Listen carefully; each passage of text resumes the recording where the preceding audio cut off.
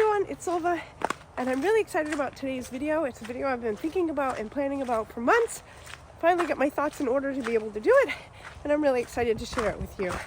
I'll be sharing my top 13 tips for older hikers, whether you are doing a thru hike of the Appalachian Trail, or a section hike of the Appalachian Trail, or a lash of the Appalachian Trail, or any long distance trail.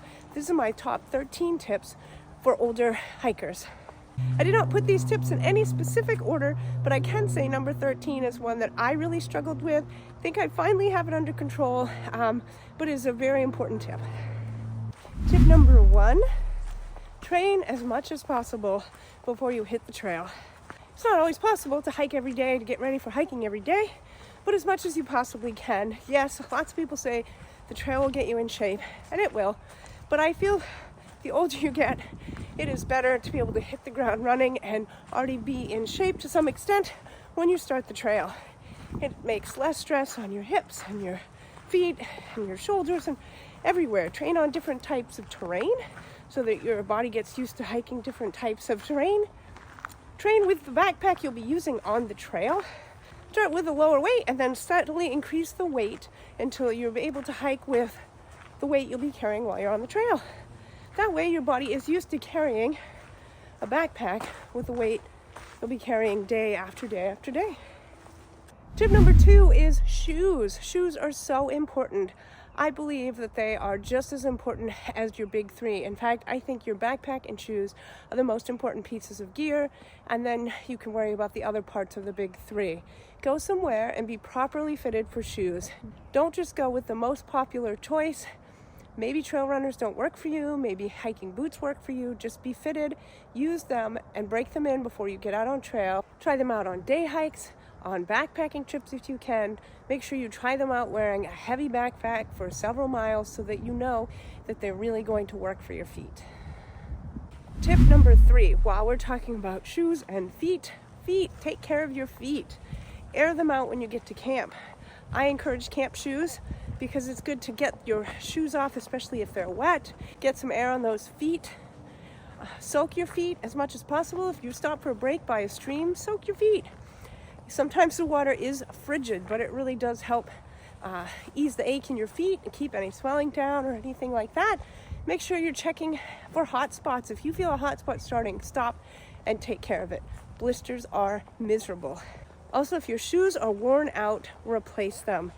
Try not to keep hiking on shoes that are dead. From my own experience, when you continue hiking on dead shoes, it does not turn out well. So replace them as needed. Tip number 4, trekking poles. They are so useful for helping take some of the weight and pressure off your knees. I saw last time I was on trail, there were several younger hikers that started out without trekking poles and ended up with a lot of knee pain, and then they bought trekking poles and said how much better it was. As an older hiker, I love my trekking poles. I have been saving from multiple falls, and they really are very useful, especially like water crossings or anything like that. So trekking poles are higher on my list. Make sure you adjust them as needed for the right height and for going up and down hills. Tip number 5, electrolytes. Staying hydrated is very important. I think adding electrolytes to your water is also very important. It helps with muscle fatigue and muscle cramps. As I get older, I tend to get more muscle cramps if I get dehydrated, and electrolytes really help curb that. A couple favorites, liquid IV, but I really like the Element. First time I tried it, it was a little salty because there's quite a bit of sodium in it, but Element is one of the ones I like to take on the Appalachian Trail. Tip number 6, take 0 days. I learned my lesson the hard way. My first lash of the Appalachian Trail, I wasn't very fast, so I kept thinking I can't take a 0 day because I'll never keep up with everybody if I take off a whole day. But your body needs that chance to rest and recover, and the longer I pushed it without taking a 0 day, the slower and slower I became. So it would have been better off just to take the 0 day at the beginning. Really, at the beginning, every 5 to 7 days is good. Maybe 7 to 10 days, depending on however many miles you do it. I feel like they're most important at the beginning of any long hike. And then, you might be able to just do Neros or spread them out a little bit more as your body adjusts. They are very important. Tip number 7, get up early. If you are trying to make bigger miles in a day, get up early so that you can hike a slower pace if you need to, take breaks as you need to, rest when you need to, and you can always hike longer in the day if you need to. I've seen many older hikers that are trying to keep pace with maybe a couple other younger hikers, and they end up getting up earlier and hiking a little bit longer in the day so that they can just hike slower and still make the same miles. Tip number 8, speaking of breaks, it is good to stretch when you take those breaks. Stretch your leg muscles, stretch your back, take your pack off, and stretch every part of your body that you can on your breaks. Stretch in the morning before you start out and at night before you go to bed. It really does help those muscles recover. Tip number 9, lighten your load. Get your backpack as light as you can without being uncomfortable. I have upgraded a lot of my gear to make things lighter, but there are some things that I would rather have a few ounces heavier, like my sleeping pad. I found the one that works better for me. It's wider, a little bit more padding, and I'd rather carry a couple extra ounces so that I have a good night's sleep and lighten another part of my load. So yes, it's super important to lighten your load, especially as it's much easier on your knees and you can hike longer with a lighter load. But I don't necessarily think you have to cut out all forms of comfort so that you're uncomfortable at night and then can't rest. Tip number 10, don't be afraid of new technology, whether it be the Far Out app or Garmin inReach Explorer or the Garmin inReach Mini. I find the Far Out app to be an actual invaluable resource. I'm not checking it every second. I'm not always on my phone looking at it, but it is so helpful to tell me where the shelters are, or if the shelter is so far away, I don't want to hike that far. There's a lot of good stealth spots located on it. More importantly, it tells you where the water sources are, whether the water source you're coming up upon is dry, so that way you know how much water you may need to carry, so that you don't have to carry more water than needed. Water is heavy, and carrying more than I needed up a mountain is not fun.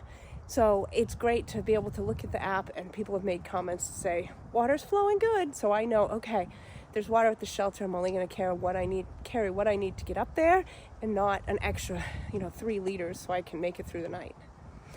Also, my Garmin inReach Explorer helps me and my family feel more comfortable while I'm out there, especially when I'm out there solo. If you haven't seen my review on that, I'll link it here, and I know there is a smaller mini version as well.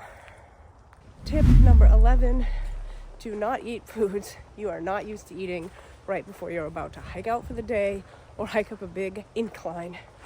Last year on my 2023 Lash, 2 times do I remember, one morning I decided, boy, that orange juice looked really good. I never drink orange juice, so I had a full bottle of orange juice, and off we hiked into the Shenandoahs, and I was so sick. I had the worst heartburn ever.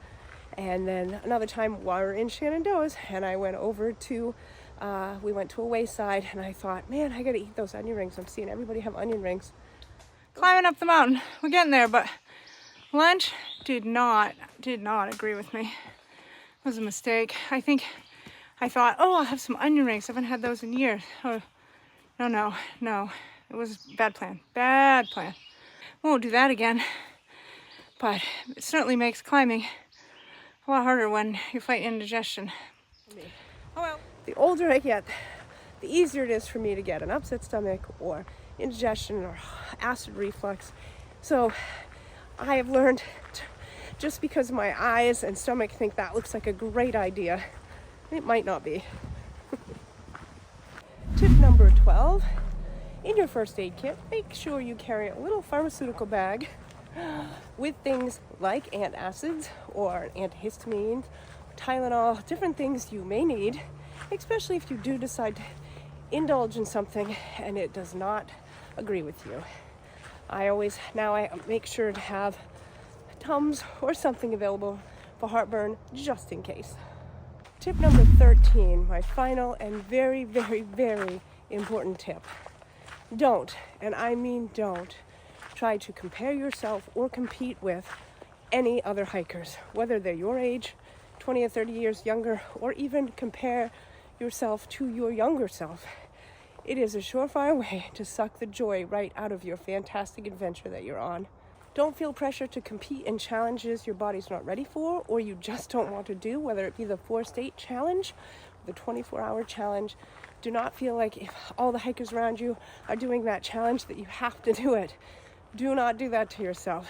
It is one way to get injured or just be miserable. Just remember, there's a lot of people that can't get out there and do the adventure you're on, so you do not need to compare yourself to anyone.